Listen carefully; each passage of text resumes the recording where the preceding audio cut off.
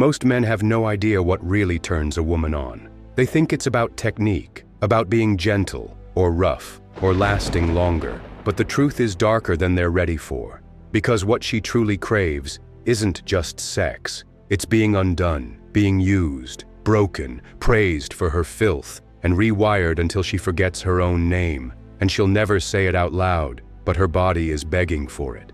In this video, you'll discover 7 forbidden triggers that bypass her mind and speak directly to her nervous system, not to make her moan, but to make her obey. And if you learn how to use these, you won't just give her pleasure. You'll own it. You'll become the man her body remembers, even if she tries to forget.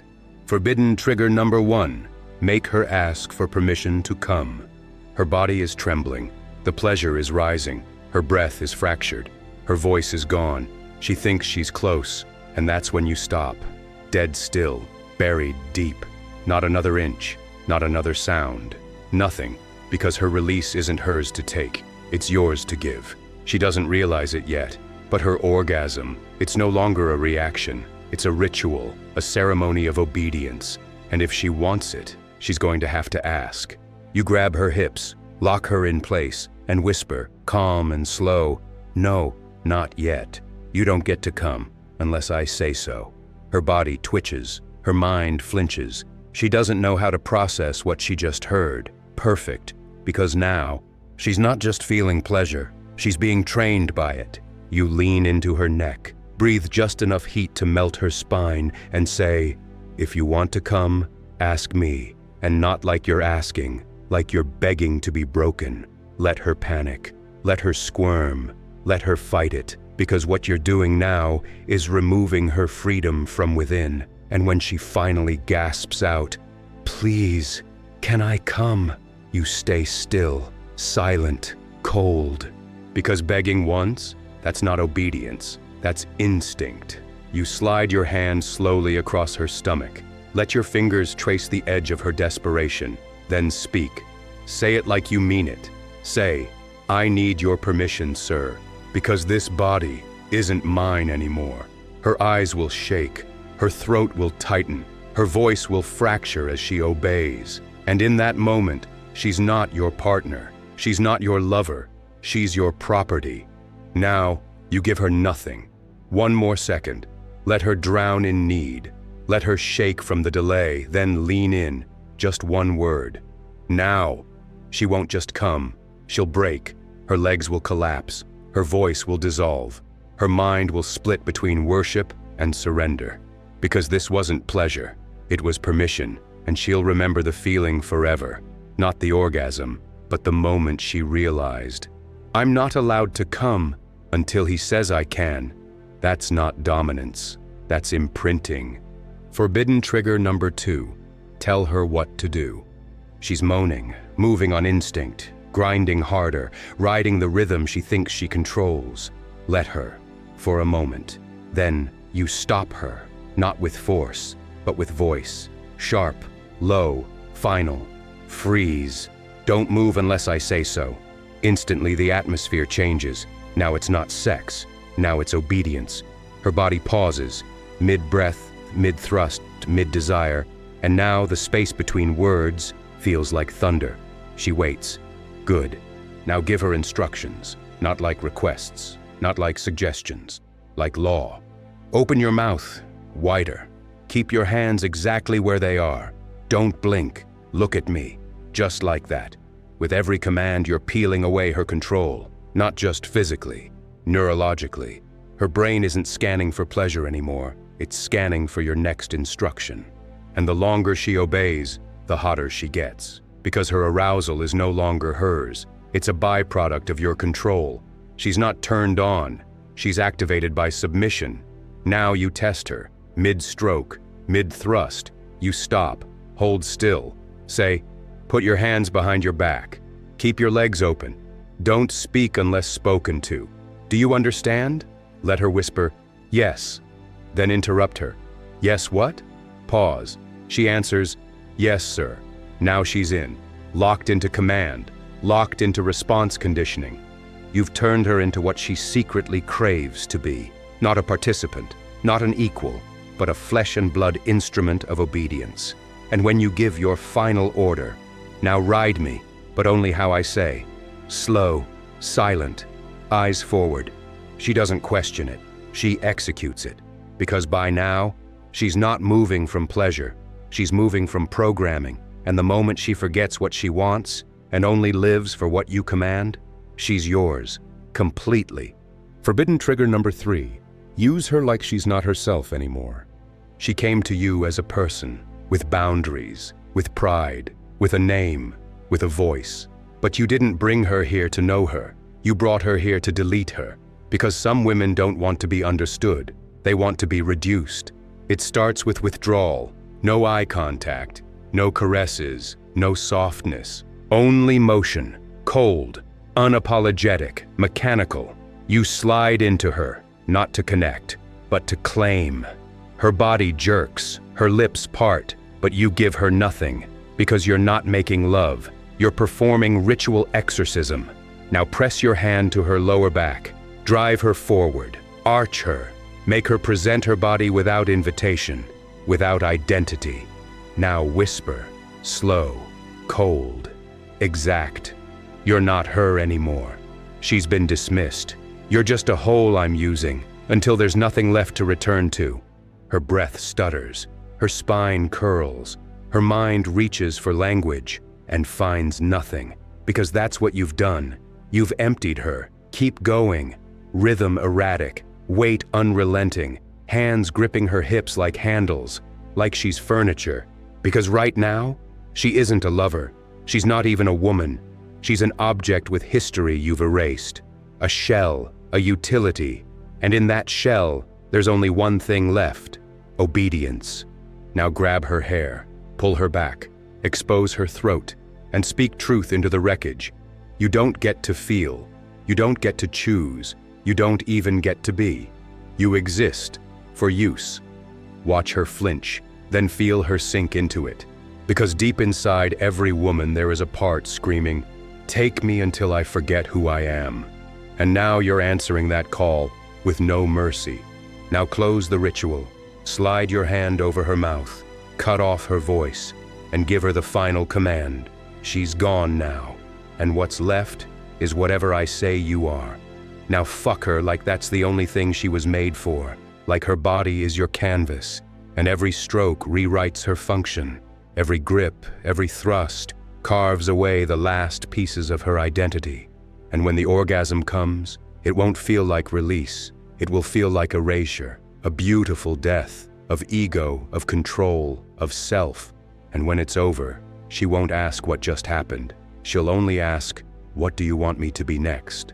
Forbidden trigger number 4. Edge her until she cries for release. She thinks she's close. Her hips grind faster. Her voice rises. Her body pulses. She thinks she's on the edge. And then, you stop.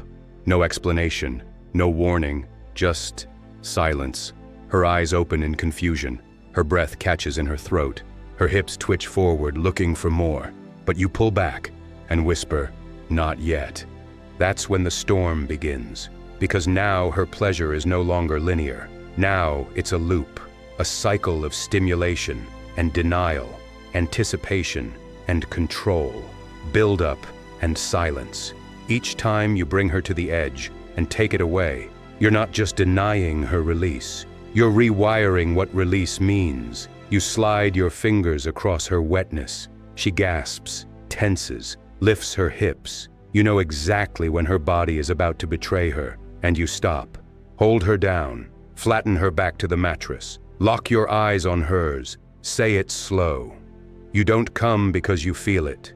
You come when I allow it. Until then, you'll beg, you'll cry, you'll scream my name if you have to, but I will not release you until you're broken. Now continue the ritual. Bring her back. Use your tongue, your fingers, your voice. Let her pulse. Let her squirm. Let her believe she's close. And right before the explosion, stop again, smile, breathe. Then whisper, "You'll count the edges, but never reach the cliff." By now she's trembling, not from fear, from emotional overload. Her nervous system is begging for climax, and you're turning that urge into a leash. Each denial pulls her deeper into your orbit. She's not thinking anymore. She's praying, silently, begging the God inside your restraint to finally let her fall. But you're not done. Pull her close. Hold her hips in place. Speak into her ear. You're not coming tonight because you want it. You're coming because I'm finished with you. Then hold her down. One more time. Push her to the edge, right to the brink. Feel her body lock, twitch, contract. Then give the final order. Now. And don't stop until I tell you to. She explodes, not with a moan, but with a sob. Because this orgasm, it isn't relief, it's collapse, the release of tension she never had permission to hold. And in that moment, her body belongs to you completely. Because you didn't just make her come, you made her beg for the right to break. Forbidden trigger number 5. Hold her down and break her gently. Not every woman wants to be broken with noise. Some of them, they want to be held until they dissolve. And you're not here to dominate with aggression. You're here to be the stillness that forces her to surrender in ways violence never could. Lay her flat, soft, still, exposed. Climb over her with weight, not speed. Don't move. Just let her feel the gravity of your presence.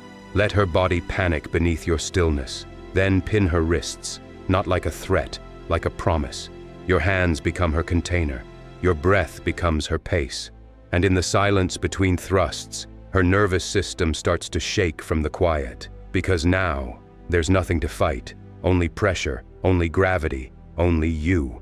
Now, whisper, you're not going to run this time.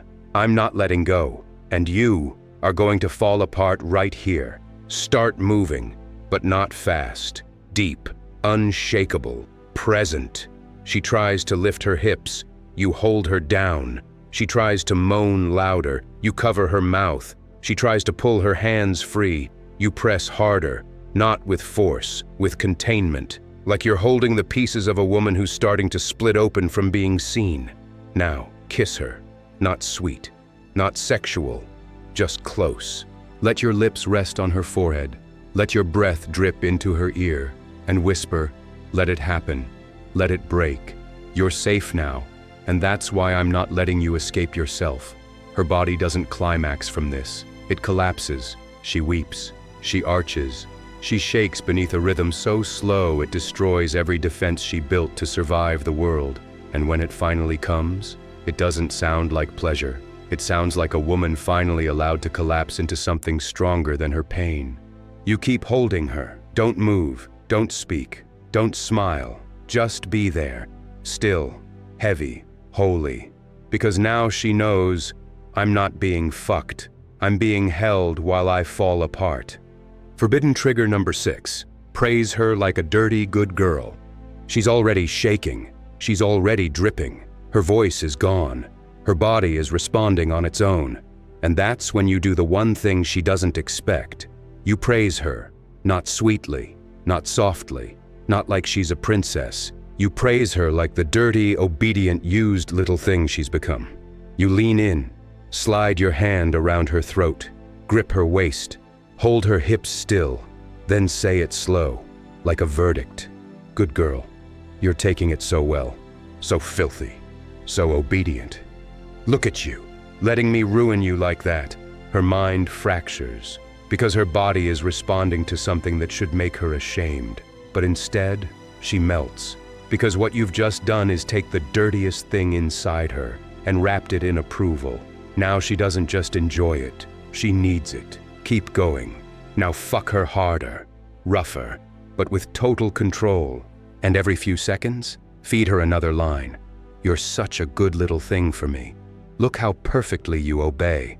You were made for this, to be used, to be told you're a good girl, while I break you open. Now she starts to cry again, but not from pain, from being seen, approved of, in her filth, in her obedience. No man ever touched that part of her before, the part that needed to be praised in the moment she felt most degraded. Now whisper in her ear, you're doing so well, and you love how dirty that makes you feel, don't you? Say it. Tell me you're my good girl, even when I use you like you're nothing. Let her voice shake. Let her say it.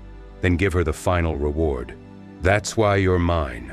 Because no one else knows how to praise your filth and love it at the same time. She won't come from just your rhythm now. She'll come from the conflict, the psychological overload of being told, you're perfect for being this filthy.